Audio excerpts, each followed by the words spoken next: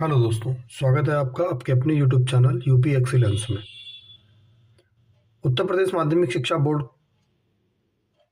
Class 10th को ध्यान में रखते हुए एसएसटी में एमसीक्यू की series number 2 practice set number 2 लेकर के हम आपके सामने आए हैं, जहां पर हम कंटिन्यू एग्जाम होने तक आपको 20 क्वेश्चंस की सीरीज यानी एमसीक्यू की सीरीज आपको दे रहे हैं और उम्मीद ये कर रहे हैं कि आपके पेपर में इस सीरीज से ही एमसीक्यू क्वेश्चंस मिल जाएंगे।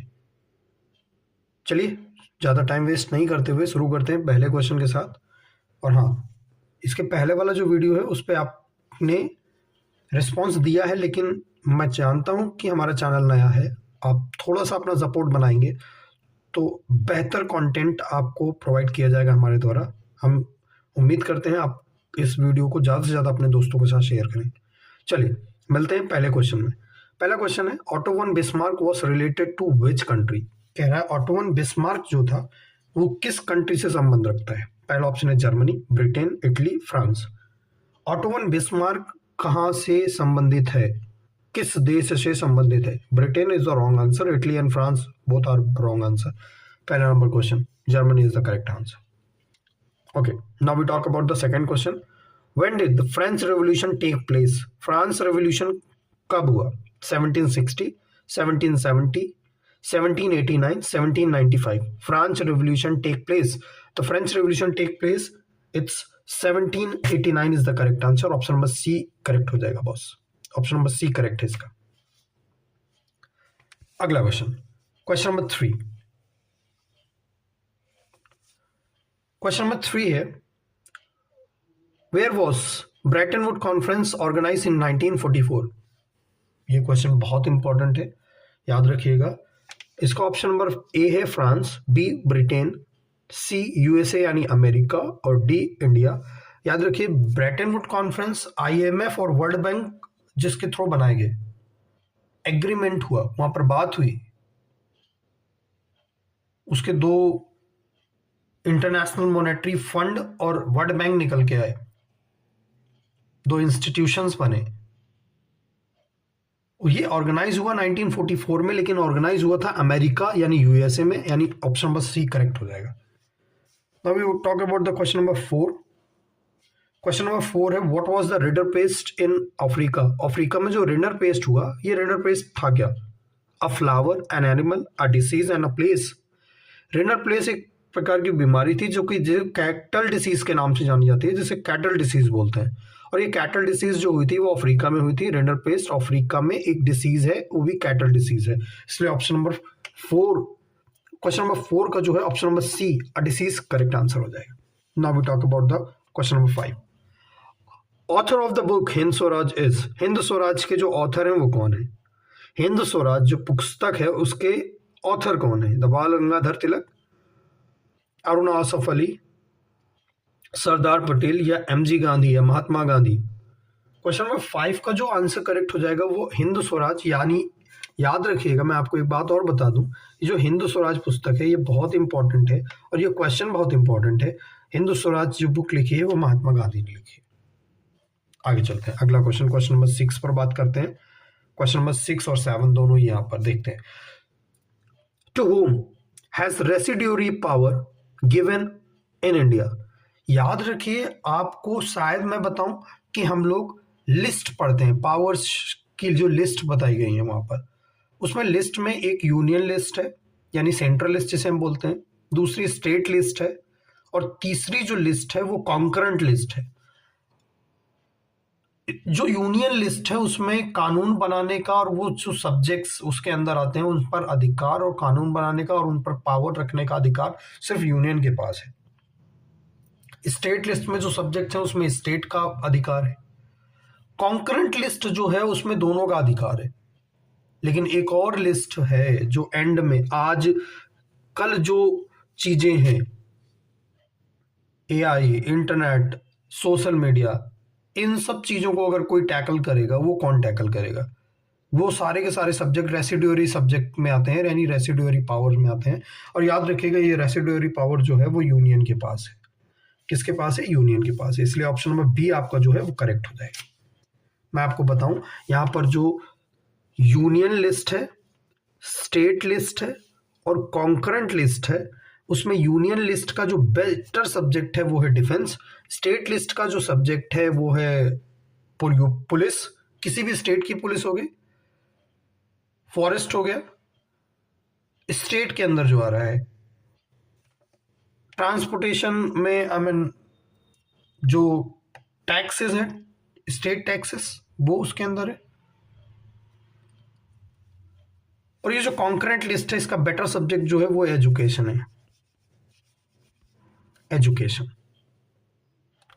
अगला क्वेश्चन देखते हैं, क्वेश्चन नंबर 7। क्वेश्चन नंबर 7 क्या है? क्वेश्चन नंबर 7 में आता है which of the following is related to democracy. Democracy से कौन रिलेटेड है? क्या रिलेटेड है डेमोक्रेसी से?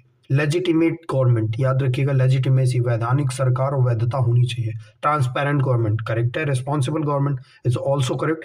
सो तीनों ऑप्शन अगर करेक्ट हो जाएंगे तो अपने पास 14 ऑप्शन तो है, ऑल ऑफ दीज का option. Okay, now we talk about the question number 8। Which of the following is subject of the union list. Union list अभी मैंने बताया थोड़ी देर पहले 6 नंबर क्वेश्चन में, विच of the following is the subject of union list. ये जो subjects दिए हैं इनमें से कौन सा सब्जेक्ट यूनियन लिस्ट का सब्जेक्ट है? डिफेंस, एग्रीकल्चर, एजुकेशन और कॉमर्स। हमने अभी बताया आपको जो डिफेंस है वो जो है वो यूनियन लिस्ट का सब्जेक्ट है। चलिए नेक्स्ट क्वेश्चन, क्वेश्चन नंबर 9 पर बात कर लेते हैं। When was the constitution of India enforced. Bharat का संविधान कब इनफोर्स हुआ, कब लागू हुआ, वो ऐसा कहना चाहता है। तो भारत का संविधान 26 जनवरी 1950 को लागू हुआ था। सो ऑप्शन नंबर डी करेक्ट हो जाएगा, 26 जनवरी 1950। Next question, question number 10। In the context of assessing democracy which among the following is against democratic system। इसमें कौन सा ऐसा ऑप्शन है जो डेमोक्रेटिक सिस्टम के अगेंस्ट आता है? Independent and imperial election, dignity of the person, rule of the majority, equality before law. बताइए, आप सब लोग बताएं अपने कि कौन सा ऑप्शन करेक्ट हो जाएगा। मैं आपको यहां पर बता दूं, याद रखिए independent and imperial election it's very correct answer. Democracy का पार्ट है, स्वतंत्रता और चुनाव होना चाहिए, निष्पक्ष चुनाव होने चाहिए, यानी पूरी वैधानिक पावर जो है वो जनता के हाथ में होनी चाहिए। वो वोट करेगी, उसके बाद अपना रिप्रेजेंटेटिव इलेक्ट करेगी, जिस रिप्रेजेंटेटिव को चुन करके भेजेगी वो ही रूल करेगा। तो पहला ऑप्शन तो करेक्ट हो जाएगा। Dignity of a person, democratic system में अगर आप फंडामेंटल राइट नहीं दोगे, डिग्निटी नहीं दोगे, तो डेमोक्रेसी किस बात की? यानी वो कह रहा है डेमोक्रेटिक सिस्टम के अगेंस्ट है, तो dignity of a person against नहीं है, डिग्निटी ऑफ अ पर्सन तो उसका पार्ट है, इसलिए ऑप्शन नंबर बी भी करेक्ट हो जाएगा। इक्वालिटी बिफोर लॉ, कोई बहुत अमीर है, कोई बहुत गरीब है और दोनों ने ही कोई गलत काम किया है, किसी चीज में वो गलत हो गए हैं, यानी दोनों में समानता का काम किया जाएगा। कानून के समक्ष भी अगर एक व्यक्ति ने कोई अपराध किया है और दूसरे व्यक्ति ने भी कोई अपराध किया है और अपराध सेम है, चाहे वो अमीर हो चाहे वो गरीब हो, दोनों के लिए सजाओं का प्रावधान एक ही है, इसलिए इक्वलिटी बिफोर लॉ ये भी करेक्ट हो जाएगा। रूल ऑफ द मेजॉरिटी ये गलत हो जाएगा। भाई जो भी मेजॉरिटी में है वो कंसेप्ट बता रहा है वो वाला श्रीलंका का। आप देखिए सिन्हालास और श्रीलंकन तमिल्स और इंडियन तमिल, सिन्हालास की मेजॉरिटी है तो मेजॉरिटी रूल करेगी, that's wrong. Option number C democracy का पार्ट नहीं है, सो ऑप्शन नंबर सी इसका करेक्ट हो जाएगा। Now we talk about the next question, question number 11। In which of the following state is the terrace agriculture practice. Terrace farming कहां पर की जाती है? मैं आपको बताऊं, जहां हिल स्टेशन होंगे, जहां हिल्स होंगे, वहीं पर टेरेस फार्मिंग की जाती है, सीढ़ीदार खेत बना करके खेती की जाती है। तो Punjab is not the part of the terrace farming.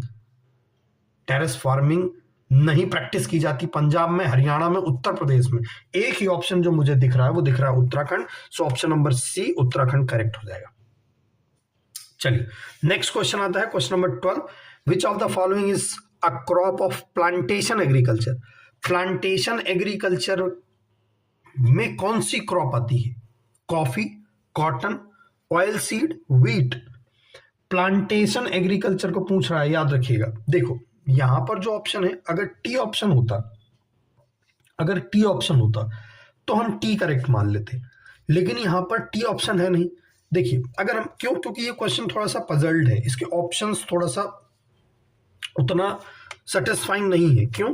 देखो, वीट प्लांटेशन में नहीं आता, मैं काट दूंगा। ऑयल सीड प्लांटेशन में नहीं आएगा, मैं काट दूंगा। लेकिन कॉफी प्लांटेशन का पार्ट है और कॉटन भी प्लांटेशन का पार्ट है, इसलिए option number A plus B दोनों करेक्ट हो जाएंगे। दो ऑप्शन किसी क्वेश्चन में करेक्ट नहीं हो सकते, इसलिए इस क्वेश्चन को थोड़ा सा आप अपने हिसाब से देख लीजिएगा। मेरे हिसाब से कॉटन और कॉफी दोनों करेक्ट है। हाँ, मैं एक बात कहूंगा, अगर यहाँ पर टी ऑप्शन होता तो डायरेक्टली करेक्ट हो जाता, लेकिन ये इसमें कॉफी, अगर सिर्फ कॉफी होता तो कॉफी करेक्ट हो जाता, सिर्फ कॉटन होता तो कॉटन करेक्ट हो जाएगा। लेकिन दोनों ऑप्शन दिए हैं तो ए एंड बी, दोनों ऑप्शन दिया है तो A and B, A and B, इसका पहला और बी दोनों करेक्ट हो जाएगा। चलिए बात करते हैं अगले क्वेश्चन में, क्वेश्चन नंबर 13 में, in which of the following is the basic mineral. आप बताइए इनमें से बेसिक मिनरल कौन सा है? जो बेसिक मिनरल है, copper, iron ore, mica, gold. अब मेरे को तो इस क्वेश्चन में थोड़ी सी हंसी आती है। आप एक बात बताइए, गोल्ड बेसिक मिनरल है? नो, गोल्ड हटा दीजिए, रिमूव करिए। माइका बेसिक मिनरल है? साधारणता इट्स वेरी रॉन्ग, ये भी गलत हो जाएगा। और कॉपर सो कॉस्टली, बेसिक मिनरल नहीं है वो। और लगा है, और लगा है, आप देखिए यहां पर लिखा है आयरन ओर, ये और लगा है।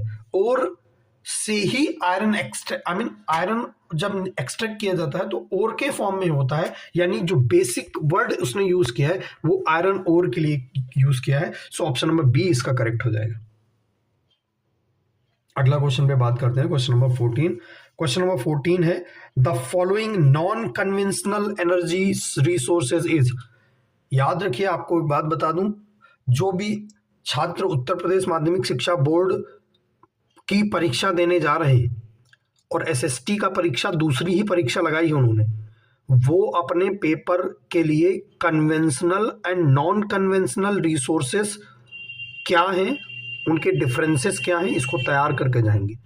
Biotic resources and abiotic resources क्या हैं, इसको तैयार करके जाएंगे। Conservation of forest and wildlife तैयार करके जाएंगे। सॉइल कंजर्वेशन, वाटर पोल्यूशन, एक 2023 में उन्होंने पूछा है वाटर स्केर्सिटी क्या है और वाटर पोल्यूशन क्या है। तो अपने हिसाब से भाई प्रिपरेशन करते रहिए, क्वेश्चंस बताना मेरा काम है, लर्न करना, तैयार करना आपकी जिम्मेदारी है। अगला question, question number 14, the following non conventional energy resources is. Non conventional energy resources के अंदर कौन आता है? Petroleum, coal, natural gas, solar energy. Directly solar energy correct answer है, ऑप्शन नंबर डी करेक्ट हो जाएगा। अगला क्वेश्चन नंबर 15 पर बात कर लेते हैं, विच of the following cities is called the capital of electronic industry in India. Bharat की कौन सी एक ऐसा सिटी है जिसे इलेक्ट्रॉनिक इंडस्ट्री की राजधानी कहा जाता है? कानपुर, बेंगलुरु, अहमदाबाद, मुंबई। मैं अपने छात्रों को इसका आंसर डायरेक्टली याद कराता हूं, बेंगलोर। याद रखिएगा। सॉफ्टवेयर टेक्नोलॉजी पार्क के लिए नोएडा, सॉफ्टवेयर टेक्नोलॉजी पार्क के लिए नोएडा, इलेक्ट्रॉनिक इंडस्ट्री के लिए बेंगलोर। बेंगलोर करेक्ट आंसर हो जाएगा। Now next question, question number 16, which of the following is the main mode of transportation in India. Transportation का जो मुख्य मोड है वो क्या है? Road transportation, Airways, railway, pipeline. वो आपसे पूछ रहा है मेन मोड ऑफ ट्रांसपोर्टेशन। ये देखिए, main mode of transportation in India. Transportation का जो बेसिक मोड है वो क्या है? बेसिक मोड में आता है आपका option number C. Road transportation में रेलवेज का इंपॉर्टेंस ज्यादा है, इसलिए ऑप्शन नंबर सी करेक्ट हो जाएगा इसका।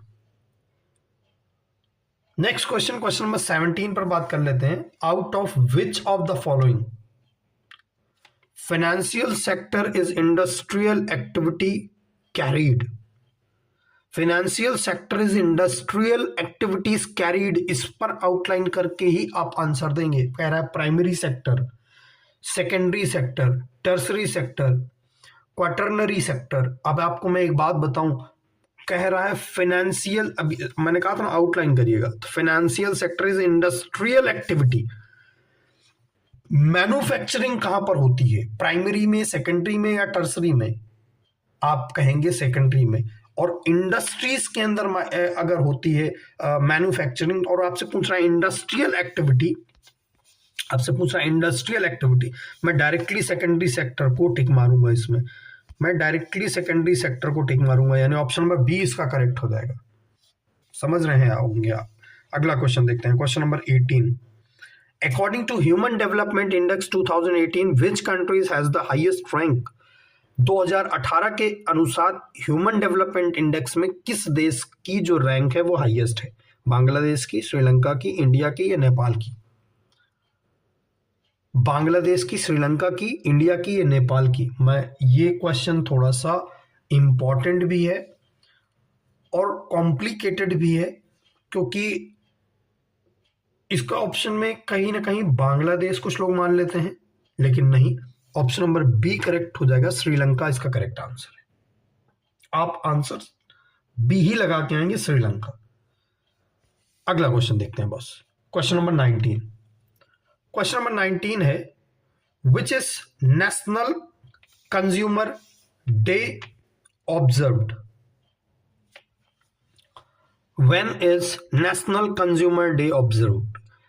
नेशनल कंज्यूमर डे कब होता है बताइए? 24 नवंबर को, 24 दिसंबर को, 5 अप्रैल को या 22 फरवरी को? डायरेक्टली बॉस करेक्ट है, 24 December is the correct answer, B option correct हो जाएगा इसका। Last question, question number 20। Most common way for investments by multinational companies is? Most common way of investment, वो कौन सा एक साधारण तरीका है जिसके थ्रू मल्टीनेशनल कंपनीज इन्वेस्टमेंट करती हैं? Installation of new companies, take over the local companies. मेरे को take over the local companies में ज्यादा प्रायोरिटी मैं दूंगा अभी बी ऑप्शन को। Partnership by the local companies, अब मैं सी को ज्यादा प्रायोरिटी दूंगा, बी से ओवरकम कर चुका है ये ऑप्शन। और डी ऑप्शन है इसका, investment of wealth. Investment of wealth तो ऐसे ही गलत हो गया। Installation of new companies, first option भी करेक्ट हो गया। ऑप्शन नंबर बी और सी में दम है, take over the local companies correct है, बट उसने वर्ड लगा दिया भाई लोकल कंपनीज को तो ले ही लिया, but partnership, so option number C, यानी ऑप्शन नंबर सी करेक्ट हो जाएगा बॉस। इसका जो ऑप्शन नंबर सी है, partnership with the local companies, that's a correct answer. Option number 20 का, क्वेश्चन नंबर 20 का ऑप्शन नंबर सी करेक्ट हो जाएगा। आपके यहां पर 20 एमसीक्यू हो चुके हैं। ये था प्रैक्टिस सेट नंबर 2 एसएसटी का, एमसीक्यू क्वेश्चंस का। इंपॉर्टेंट क्वेश्चंस के लिए आपको, क्योंकि इस सीरीज में ये जो प्रैक्टिस सेट नंबर 2 है, इस सीरीज में मैं अगर बात करूं इंपॉर्टेंट क्वेश्चन की आपको देने की, मैंने यहां पर मेंशन नहीं किए, मैं आपको लेकिन बता देता हूं। Mention the causes of non cooperation movement, cause and effect of non cooperation movement, ये आपके लिए इंपॉर्टेंट हो जाता है। फेडरलिज्म वाला क्वेश्चन इंपॉर्टेंट हो जाता है, वो है what is a federalism, mention the main feature of federalism system या federal system, it's a very important question. ऊपर जो आया था ह्यूमन डेवलपमेंट इंडेक्स, वो इंपॉर्टेंट हो जाता है आपके लिए। ये जो क्वेश्चंस हैं, सत्याग्रह क्या है, महात्मा गांधी के कुछ satyagraha, causes of global great depression, ये जो क्वेश्चंस हैं इनको आप अपनी कॉपी में नोट करके रखिएगा और इन्हें पढ़ते जाइएगा कंटिन्यू, जब तक आपके एग्जामिनेशन हो नहीं जाते। मैं आशा करता हूं मेरे द्वारा बताए गए क्वेश्चंस में, इस वीडियो में बोले गए क्वेश्चन से ही आपके पेपर में क्वेश्चंस आ जाएंगे। मैं फिर से आपसे कहना चाहता हूं कि चैनल नया है, आपका लाइक, शेयर और सब्सक्राइब ही मोटिवेट करेगा हमें आगे वीडियोस बनाने पर। लेकिन मेरे कंटेंट में किसी भी प्रकार की कमी नहीं होगी। मैं चैलेंज करता हूं कि आप इसको पढ़ते रहें, आपका एग्जाम बहुत बेस्ट जाएगा।